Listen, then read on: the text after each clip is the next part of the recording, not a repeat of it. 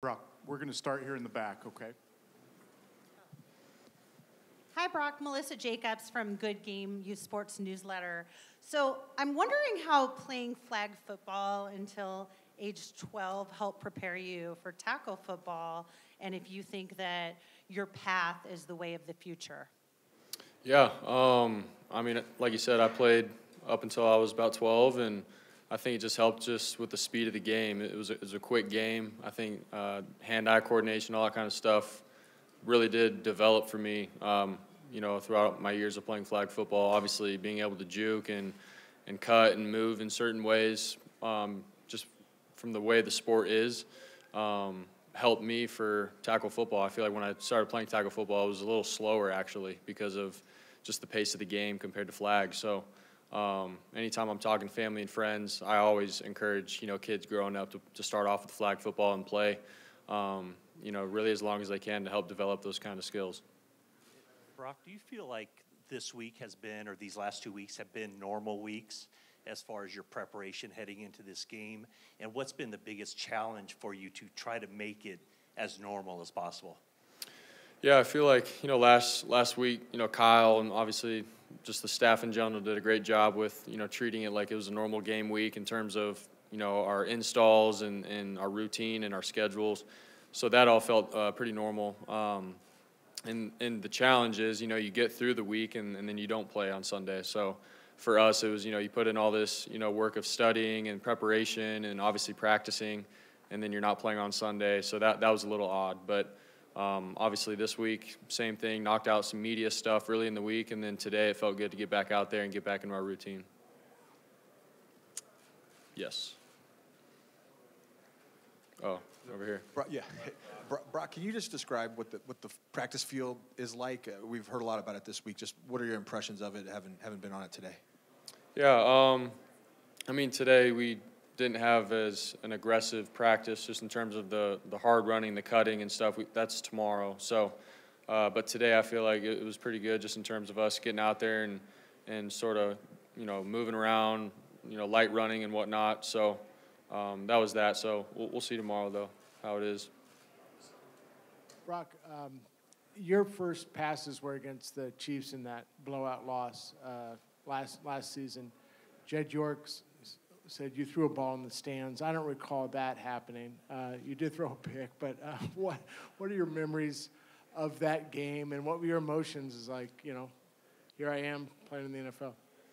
Yeah, obviously the score in the game was sort of out of reach, and I went in at the end and was trying to get some reps, and I'm not gonna lie, it was going pretty fast. It was my first NFL action, and I'm dropping back, and for me, I was like, I don't know if Chris Jones is in, but I was like, man, Chris Jones is there, Frank Clark on the edge. So for me, my mind was racing pretty fast, and I was trying to get through reads pretty quickly, and definitely did feel rushed. I'm not gonna lie, I did. But there were some plays where I was able to make some throws and get into a rhythm, and then obviously at the end I sailed one over Juwan's head for an interception. But just where the game was at was a little weird. It was out of reach, and then I was just trying to go in and get my first action and get into a rhythm. So yeah, it is what it is. But obviously I learned from it, and I feel like when Week 13 came around, that game and those reps actually did help me, be prepared for my opportunity.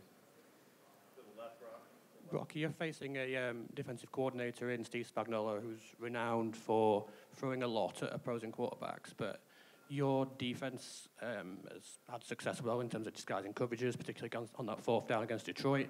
I'm just wondering how facing them helps you prepare for the challenge you've got on Sunday. Yeah, obviously I think they do a great job with, being sound in what they do, and then also bringing some pressure at times, sort of get the quarterback, off schedule and just different looks they sprinkle in. So, but yeah, going back to like camp, we've seen a lot of different pressure looks and stuff from our defense, and we've had some good looks, obviously going against Fred and Dre and those guys. So that's sort of good for us to sink back and have that kind of experience. But at the same time, Spags does a good job, I think, with, calling plays and pressures when you least expect it, and try to get the offense caught off guard. So that's the challenge, honestly. So it's going to come down to the heat of the battle, being able to be ready for it and make the right decisions when they come. Brock, you've been very vocal about your faith and identity in Christ. What is a verse or a passage in the Bible that you hold on to when facing adversity in the NFL? I've said it a lot, in the press conferences, but Psalm 23, even when I go through the darkest valley, I fear no danger, for you are with me. Your rod and your staff, they comfort me. And then it also talks about how God prepares a table before me, even in the presence of my enemies. So, even though all the craziness is going on for me, I'm like, all right, God's with me. He's right here in this moment. And it gives me peace. It gives me, just the calmness, the steadfastness. And in those moments, that's what I can think back to. Hey, Brock. Middle. Omar here. Yes. Hey, from the very beginning, the locker room, your teammates have been very supportive of you, their confidence, their belief in you, based on what they had seen from you in practice. At what point in your starting career did you feel like you had earned all that trust and faith based on what you did in the games?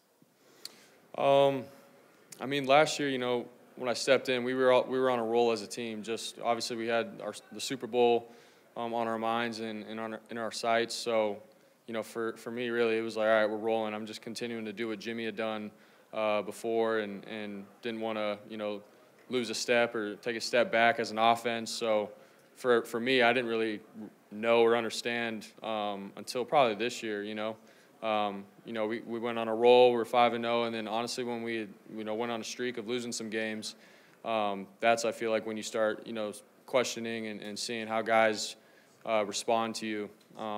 And my team had my back. Even through those 3 games that we lost in a row, you had guys on defense, Dre Greenlaw, Fred, Eric Armstead, like all those guys continue to come up to me and say, dude, we got your back. This is the NFL. It's not easy. And so it was in those moments that I knew I was, all right, these guys got my back and we can go. Hey, Brock, after your injury in the NFC Championship last year and looking at the improvements that you made coming into this season, where in your game do you think that you made the biggest strides?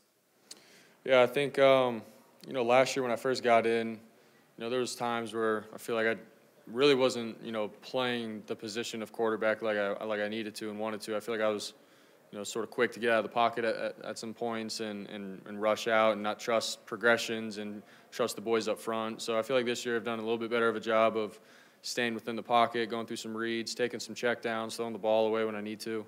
Obviously there's been some times and moments where, I've been too aggressive and have had interceptions and stuff.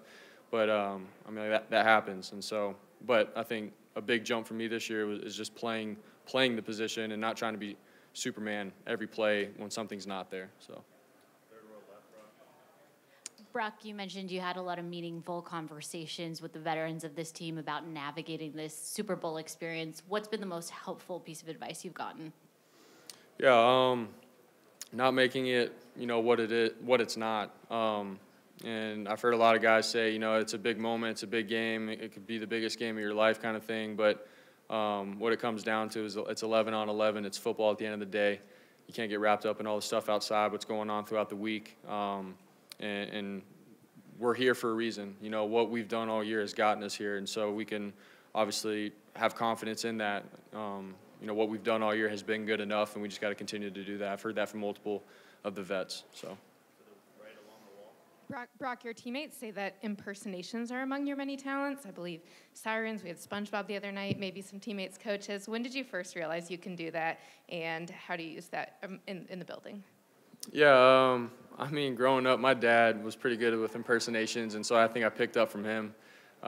Just whether it was family, friends, teammates growing up, I feel like I've always done some impersonations, and they've been pretty well. But I don't know, I'll do it sometimes when we're in the huddle or something to sort of just, show them that, all right, Brock's, he's calm, he's cool and collected here, he's joking around, so it's all good. So I feel like there's times and moments where I do it, but I don't go around trying to impersonate everybody all the time. So.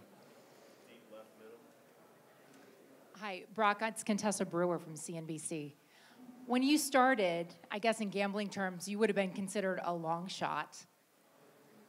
Give me a sense of whether being underestimated is actually an advantage.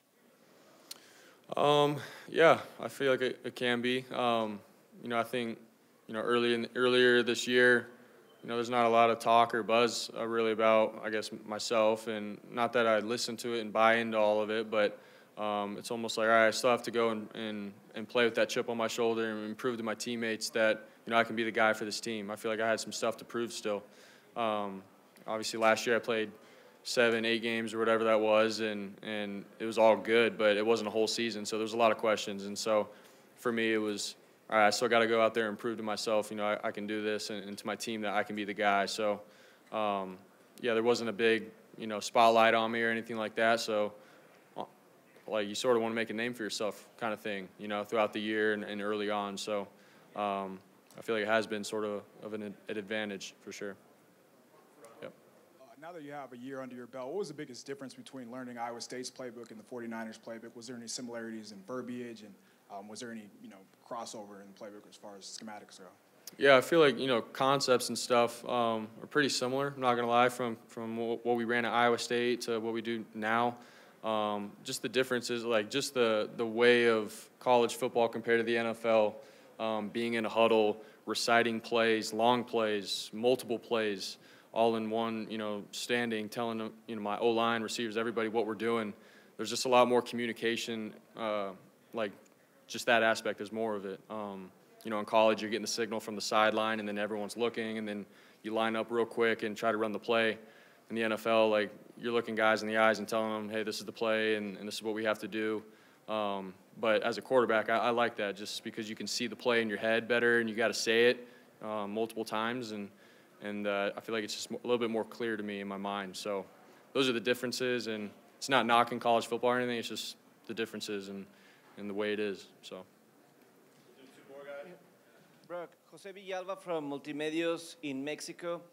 2 questions. First, when you enter as a starting quarterback with the 49ers, there were so many offensive players, established players like Deebo Samuel, Christian McCaffrey, Josh Kittle. How are you able to connect with them? And second, many people probably forgot the rehab that you had to go through during the off season. How hard was it to regain the form that you had last year? So to answer the first part, I've been myself since I got here day one. Obviously I've come in and I didn't really say much. I just try to learn the playbook and do my job and show, the guys at practice that, hey, I can be a trustworthy guy if my number's called upon. Go in, make reads, and make plays. And I feel like over time, Trent, Deebo, Christian, George, like they sensed that. They could feel it. It wasn't just all talk. And obviously when I got thrown in week 13, it was like, all right, let's see what you got kind of thing. And I never really did look back from there. So that's sort of just how that came to be. In terms of the rehab and stuff, I feel like it was a long process. You get cleared. I got cleared around, I think, like 5.5, 6 months. And I'm not going to lie, I was still continuing to strengthen my arm as the season started. And that was the whole thing that I was dealing with. But I was good enough to play, and I felt good enough for game one, and the rest has sort of been history. But I think my arm had, you just do different mobilities and exercises and stuff because of your arm and the rehab, and so your arm by nature I think does get a little stronger. So those are things that I've learned and will continue to do, moving forward. So, yep. Hello, Brock. Victor Roulier from Touchdown Mac2. Quick question. In a almost perfect season, you had one difficult game versus Baltimore, versus a very aggressive defense. And now in the Super Bowl, you will face, again, a very aggressive defense with the Chiefs. What lesson did you learn from the matchup from Baltimore, and do you think you can apply what you learned during the Super Bowl versus the Chiefs? Yeah, in that Baltimore game, we had a couple explosive plays early on, and for myself, I started, just feeling good about what we were doing, and I sort of bought into the emotion of, all right, we had some big plays here, and I can fit this throw in now, even though it wasn't even the right coverage for me to do that. And I had learned the hard way through some interceptions, and I feel like I wasn't playing with a clear mind at that point. So that's something that I definitely learned, and obviously we're playing in the Super Bowl, another big game. And how can I understand that every play has a life of its own? You can't, just because you had a big play in the last play, it doesn't mean this next play is going to be another big play. The right play might be checking it down or throwing it away. So those are things I had to learn and definitely take into account with how aggressive and how good the Chiefs' defense is. Last one, middle left. Brock, you talked earlier about sometimes doing impressions in the huddle. George is always finding the camera, especially on a week like this. How important is it to remember that, yes, it's the seriousness of the business of football, but also you're playing a game and you want to have fun doing it? Yeah, I mean, there's a fine line of it for sure. Obviously, studying and being prepared for every little situation and circumstance, and being ready to answer those questions right. But also, you know, being able to enjoy the game. We're in the Super Bowl. You dreamed of this as a kid growing up. You know, you wanted to play. Every kid dreamed playing in this game. And so, I mean, like George obviously gives us a great perspective every game. He's always having fun, joking around.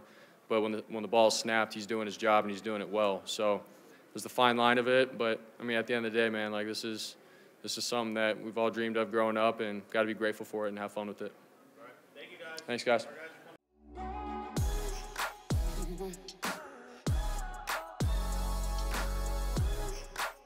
Mm-hmm.